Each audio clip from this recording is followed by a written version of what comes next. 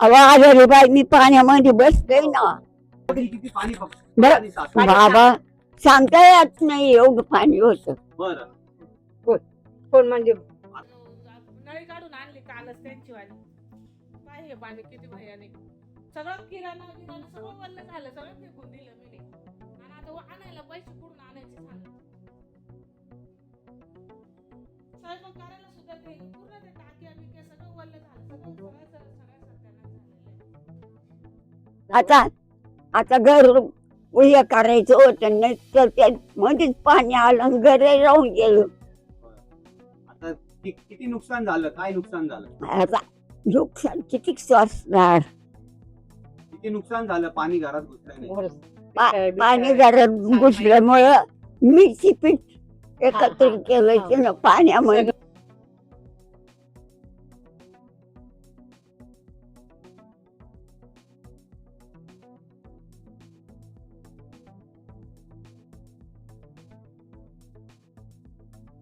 काय सांगाल तुम्ही, तुमच्या घरात या ठिकाणी मोठ्या प्रमाणे पाणी पाणी आलंय कालपासून. कालपासून उपसा चालू आहे आमचा. नगरसेवकला बोलावलं, ते काम करू राहिले. म्हातारा माणूस आहे माझ्या घरात, आम्ही दोघीचे. काय काय नुकसान झाले तुमच्या? नुकसान तर आता अख्खेच आहे. डाळी साई पीठ वल्ले झाले. नमस्कार, नाशिक वार्ता न्यूज चॅनल मध्ये आपले सर्वांचं स्वागत आहे.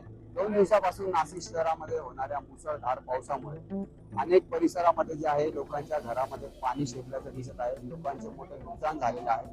यातच आपण आता नाशिक रोडच्या सुंदर फाटा परिसरामध्ये आहोत.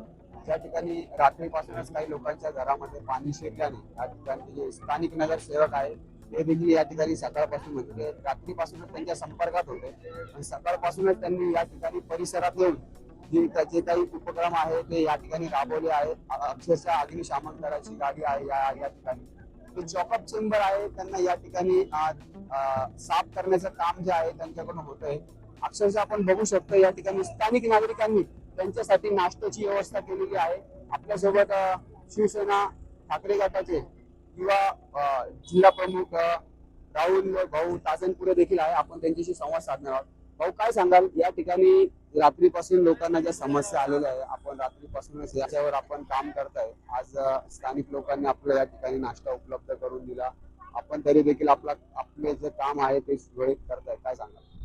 खरं तर गेल्या 3-4 दिवसापासून मुसळधार पाऊस या ठिकाणी चालू आहे आणि त्यामुळे काय झालं, काही ठिकाणी घरांमध्ये पाणी गेलं आणि आता सुंदर फाटा भागामध्ये आम्ही बसलोय.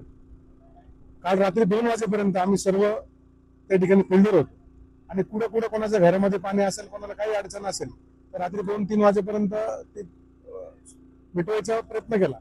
परंतु आता अजून सुद्धा काही घरांमध्ये पाणी, आता 1:30 वाजलाय आणि सकाळी 7 वाजेपासून बाहेर निघालोय. तर इथल्या स्थानिक नागरिकांनी विचारलं, भाऊ तुम्ही काही खाल्लंय का नाही? आम्हाला सर्वांना नाही म्हणलं, आम्ही आता घरी गेलो पण नाही. पण त्यांनी या ठिकाणी आम्हाला नाश्ता आणला, तर तो आता नाश्ता करायला बसलोय. परंतु या ठिकाणी महापालिकेची सर्व यंत्रणा, त्या ठिकाणी आम्ही महापालिकेच्या अधिकाऱ्यांशी बोलून या ठिकाणी उभी केली आणि या ठिकाणी काम चालू आहे आणि एखाद्या 2 तासामध्ये ते काम होऊन जाईल. भाऊ, नेमकी हा जो प्रकार घडलेला आहे, लोकांच्या घरामध्ये अक्षरशः गुडघ्या एवढलं पाणी देखील आहे आता सुद्धा, काय सांगाल? या ठिकाणचे जे चेंबर्स आहेत ते जुने आहेत, अनेक वर्षांपूर्वीचे, 25-30 वर्षापूर्वी. खरं तर गेल्या पंचवार्षिक मध्येच हे नवीन व्हायला पाहिजे होतं, परंतु याला झालं नाही. आणि खरं तर चेंबर्स जे आहे स्लम एरिया असल्यामुळे बऱ्यापैकी चॉकअप आहे आणि महानगरपालिकेच्या लोकांना वारंवार सांगून हे चॉकअप आपण काढलं पाहिजे. त्यांनी कामं केले, परंतु पूर्ण अर्धवट कामं झाले असतील आणि यंत्रणा या ठिकाणी कुठेतरी चुकली असेल. आणि रेल्वेचं सुद्धा या ठिकाणी काम चालू आहे. रेल्वेचं काम चालू असल्यामुळं अक्षरशः पूर्ण माती दगडांनी चेंबर भरलेले आणि त्यामुळं चॉकअप झाले. चॉकअप झाल्यामुळं घरांमध्ये पाणी गेलं. सकाळी 7 पासून या भागात आहे, परंतु रात्री मी जिथे राहते त्या भागात माझ्यासह म्हणजे पूर्ण भगवा चौक, गणपती मंदिराला पूर्ण पाण्याने वेढा घातला होता. आमच्या दोन्ही गल्ल्या आम्ही रात्रभर त्या पाणी कसं निघतंय ते बघतो. आमच्या घराच्या शेजारी इंदुमती शाळा आहे, 1ली ते 7वीचे 1000 ते 1200 विद्यार्थी आहे. त्यांना बसण्यासाठी कालपासून पण जागा नाही.